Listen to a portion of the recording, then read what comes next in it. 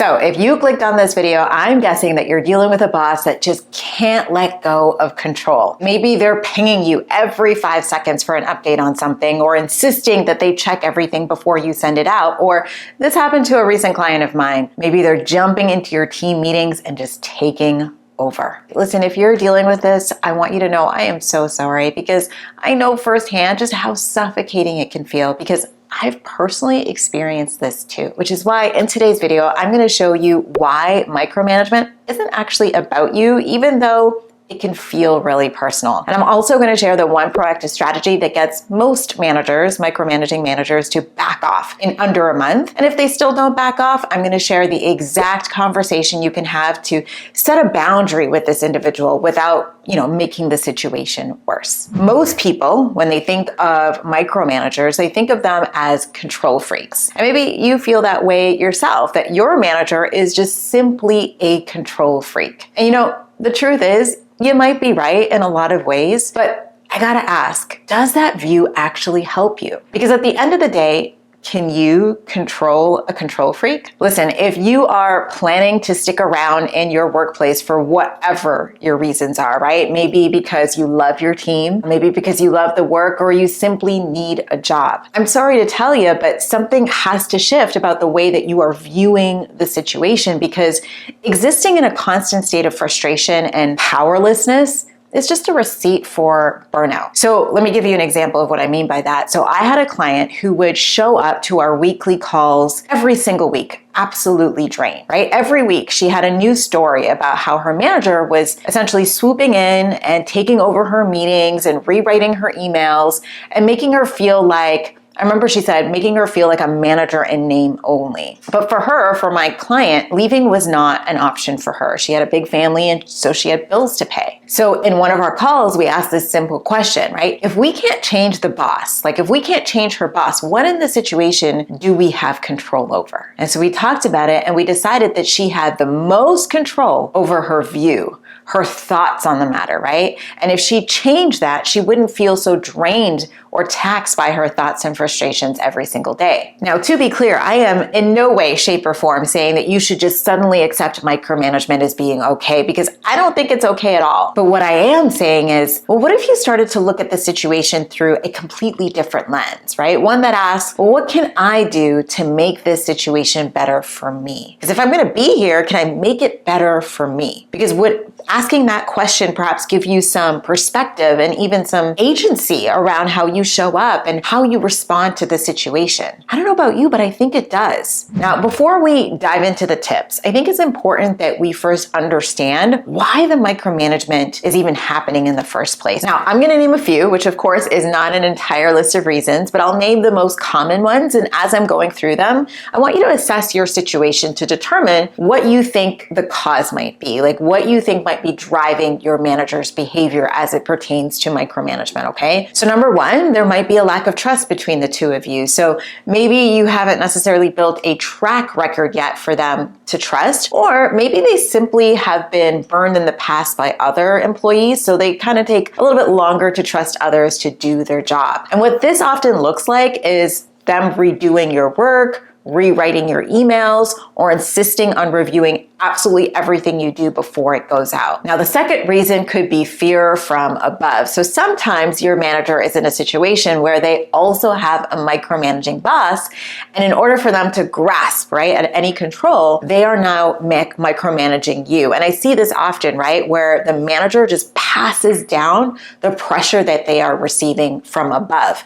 And what this often looks like is your manager looking super stressed and flustered often. Or maybe they mention their boss a lot in conversations with you, or this is a telltale sign. They'll get really anxious around deadlines, right? Because they know that they're going to be receiving that pressure from above. So during deadline time, they're on you like white on rice. The third one is unclear boundaries. So if it's not crystal clear where your authority ends and theirs begin, well, the lines might get blurred and they will step in often to help. And this could look like them stepping into your team meetings, making decisions that honestly should be yours, or contradicting you in front of your team. And then lastly, kind of the other common reason for micromanagement is a lack of visibility, because if they don't know what's going on, then of course, right, they're going to be hunting you down for updates all the time. So that looks like them checking in with you and saying, hey, do you have an update on this, or what's going on here, right? They're constantly in contact with you because they feel like they don't have a pulse on what's going on. Now, understanding the real why, right, behind their micromanagement is really and truly the first step to taking your power back, because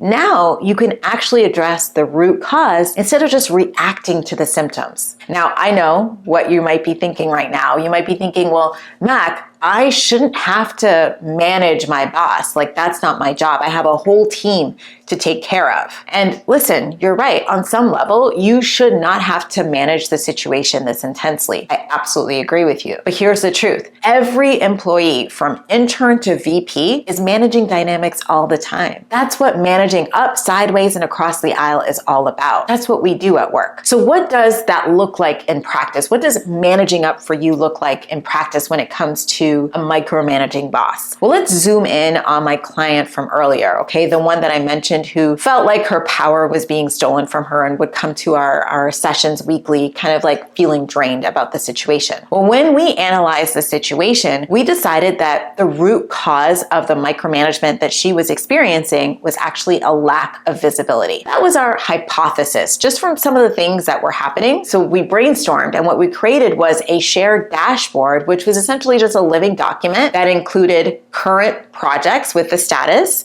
So the status was like on track, at risk, blocked. Those were kind of the measures. We also added a line item for key deadlines and who owns what. We also added weekly wins because my client was also trying to increase her influence. So we were working on her branding. And then we added a line item for challenges or risks that she was actively managing. And then lastly, like next steps and notes. So this is kind of what the dashboard looked like. And then after creating it, she presented it to her manager just as a tool that they can use to stay in the loop with one another. And then she would just update it once a week. Every Friday afternoon, that's what worked best for her. She would send a quick note with the updated dashboard and she would say, hey, dashboard's been updated. Just like reach out to me if you have any further questions. And that's how they started to work with each other for the next couple of weeks. So what was the outcome of this tiny adjustment? Well, I'm happy to report that within 3 weeks, those frantic team messages that she was receiving previously from her boss significantly dropped. I mean, of course, there were still a few check-ins here and there, but it was not nearly the quantity that it was before. And here's the kicker that I remember her telling me. The tone of the messages and interactions that she did get from her boss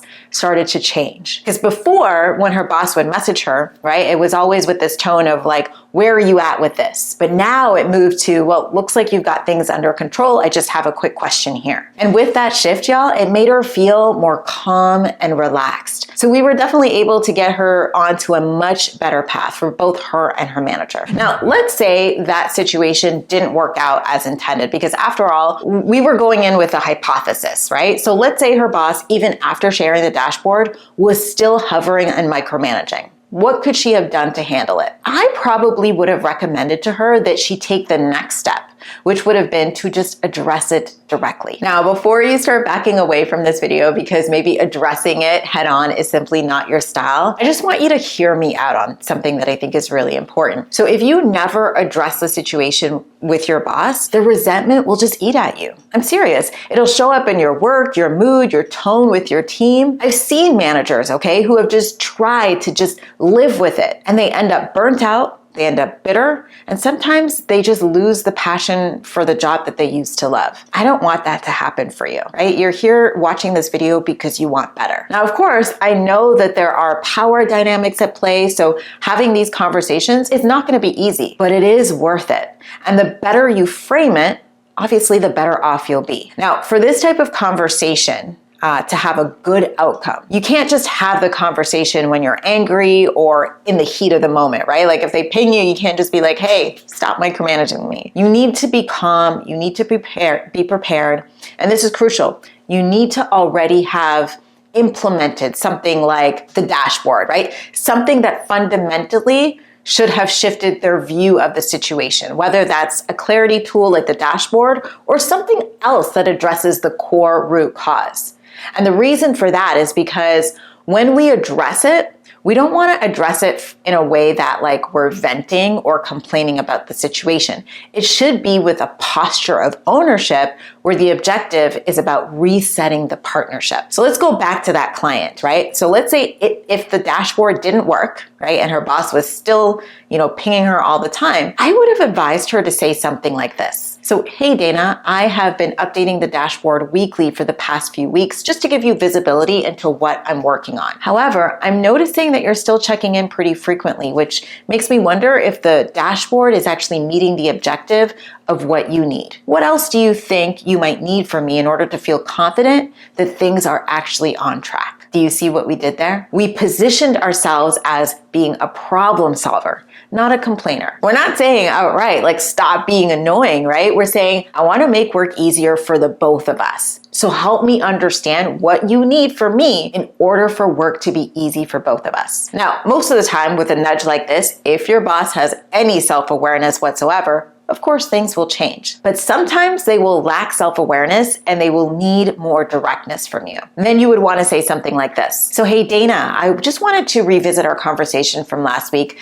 So as you know, I've been keeping our dashboard updated regularly and sending weekly summaries with it, but I'm still getting kind of frequent check-ins throughout the day to figure out what's happening. And so I wanted to ask you, what specifically would help you feel confident in what's happening so that you can step back? Because right now, the level of oversight that currently exists is making it really hard for me to lead my team effectively. And I know that is not what either of us wants. So do you see what we did there? Well, beyond being positioned as someone who wants partnership rather than complaining, as you can see, we directly called out what was happening as well as its impact. And then we invited them into the solution by asking the question, well, what specifically would help you feel more confident so that you can take a step back? Now listen, if this conversation feels scary because of nuance, right? Like if you're worried about the exact timing, the tone, or how to handle pushback, that's the kind of thing that we actually role play inside the New Manager Accelerator program. We do it all the time. Because I'll admit, delivery is everything, right? One wrong word, one defensive tone, and the wrong positioning with the wrong person will completely have the entire thing backfire on you. So definitely check the link in the description box below to learn more about the New Manager Accelerator program and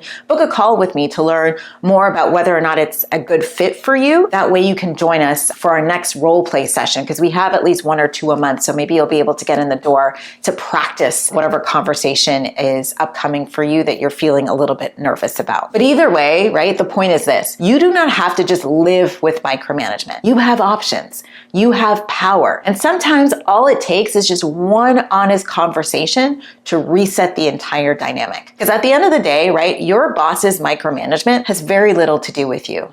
And honestly, a lot to do with their inability to properly communicate their wants and needs, or to deal with whatever lack of trust or fear is driving their behavior. But just because they're struggling, okay, it doesn't mean you have to struggle too. Now, if you're in a situation where you're still feeling powerless, maybe because you're being left out of important decisions, or maybe your opinions don't seem to carry enough weight even though you are the manager, then you'll definitely want to watch this video here next, because in it, I'm going to break down the 3 mistakes that kill your influence as a middle manager and how you can fix it so you can finally lead with confidence and the authority you deserve.